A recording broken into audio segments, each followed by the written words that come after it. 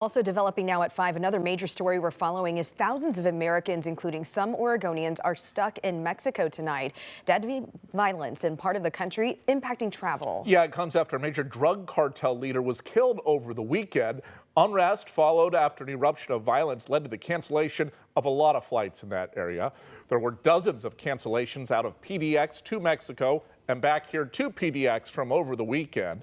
As some flights to and from the country slowly resume, a lot of people tell KOIN 6 News they actually can't get a ticket back home until much later in the week.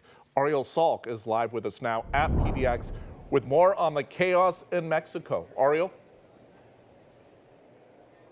Yeah, we got an email from Alaska Airlines. They tell us that they have canceled all 16 flights from their West Coast hubs to Puerto Vallarta, and then 2 flights to Guadalajara and another 2 to Manzanillo. Now, I talked to those 2 people in Puerto Vallarta.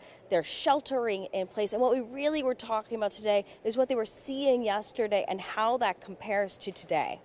Andrew Mendenhall from Longview has been on vacation in Puerto Vallarta for almost a week. Sunday morning, he was in an Uber heading towards the downtown area when he says his driver got a notification on his phone. He told me I needed to get out of the car.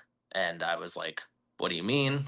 We still have like another mile to go. Not knowing what was happening, he convinced his driver to take him halfway back home. As soon as we started to turn around, the explosions basically started. His driver dropping him a mile and a half from his Airbnb. I witnessed 2 carjackings where they had firearms and they pulled people out of the vehicles. They also lit most of the town's buses on fire. And within a matter of about 15-20 minutes, there was about a 360-degree ring of fires. They targeted the streets in a really organized fashion. Many people are telling me the chaos is settling down compared to Sunday. I spoke with a Camas resident who is staying at a resort in Puerto Vallarta. Look around. They're all in the pool.